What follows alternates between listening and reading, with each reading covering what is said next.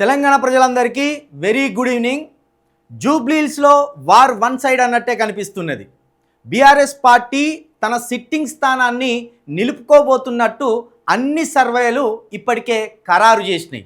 సర్వేల రిపోర్ట్లతో కాంగ్రెస్లో కలవరం మొదలైంది. కంటోన్మెంట్లో జరిగిన పొరపాటుని రిపీట్ చేయకుండా ముకుమ్మడిగా బీఆర్ఎస్ నాయకత్వం, బీఆర్ఎస్ లీడర్లు, బీఆర్ఎస్ కార్యకర్తలు అందరూ కలిసి ఐక్యమత్యంతో జూబ్లీహిల్స్లో పార్టీ అభ్యర్థిని విజయ తీరాల వైపు నడిపించబోతున్నట్లు కనిపిస్తుంది.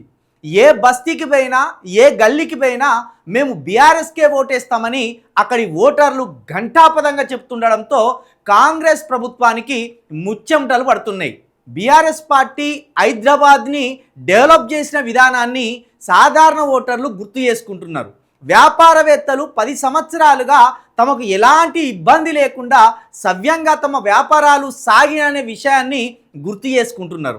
ఈ క్రమంలోనే జూబ్లీహిల్స్ ఉప ఎన్నికల్లో బీఆర్ఎస్ విజయం నల్లేరు మీద నడకలాగానే కనిపిస్తున్నది. అయితే బీఆర్ఎస్ స్పీడ్కి కంగారు పడుతున్న కాంగ్రెస్ పార్టీకి దెబ్బ మీద దెబ్బ పడుతున్నది.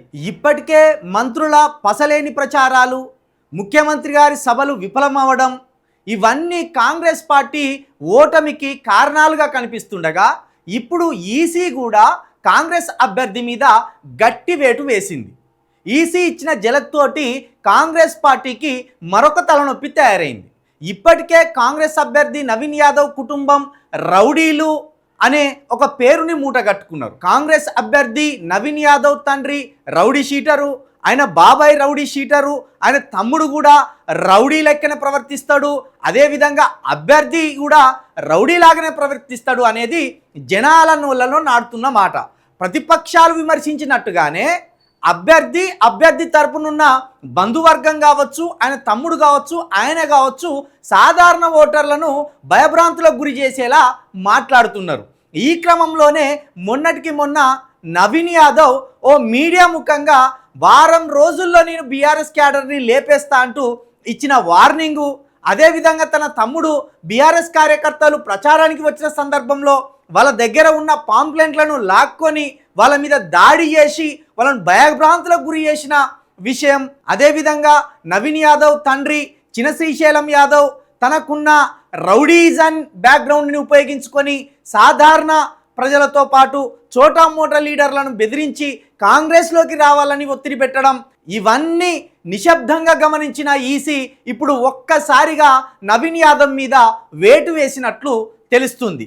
3 రోజుల క్రితం నవీన్ యాదవ్ తమ్ముడు వెంకట్ యాదవ్ మీద పోలీస్ స్టేషన్లో కేసు పెట్టిన సంగతి తెలిసిందే. వారం రోజుల కిందట శ్రీశైలం యాదవ్ని మధురనగర్ పోలీసులు బైండ్ ఓవర్ చేసిన సంగతి తెలిసిందే. ఇప్పుడు ఏకంగా బోరబండలో కాంగ్రెస్ అభ్యర్థి నవీన్ యాదవ్ మీద 3 కేసులను ఈసీ పెట్టినట్లు కూడా తెలుస్తుంది.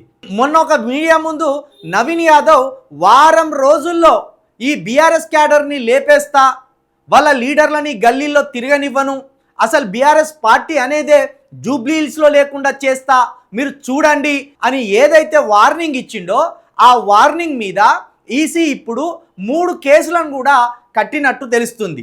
నవీన్ యాదవ్ మాటలను సుమోటగా స్వీకరించిన ఎన్నికల అధికారులు బోరబండలో 3 వేరు సెక్షన్ల కింద 3 కేసులను కూడా నమోదు చేయించినట్లు సమాచారం అందుతుంది. ఈ క్రమంలో జూబ్లీహిల్స్ ఓటర్లు నవీన్ యాదవ్ దురుసుతనం వల్ల, నవీన్ యాదవ్ నోటి దూల వల్ల తన అపజయాన్ని తానే కొని తెచ్చుకుంటున్నాడు అనే మాటను కూడా అక్కడి ప్రజలు మాట్లాడుకుంటున్నట్టు వినిపిస్తుంది.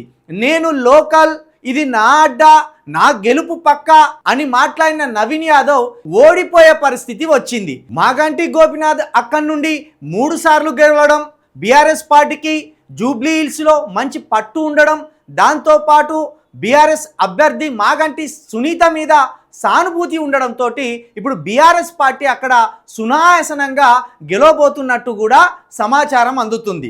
ఒకవైపు సర్వేలు, మరొక వైపు బీఆర్ఎస్ పార్టీకి ఉన్న ఇమేజ్, మరొక వైపు కాంగ్రెస్ అభ్యర్థికి ఉన్న బ్యాడ్ ఇమేజ్, ఇవన్నీ కలుపుకొని జూబ్లీహిల్స్లో బీఆర్ఎస్ పార్టీ విజయడంక మోగిస్తుందనేది స్పష్టంగా అర్థమవుతుంది.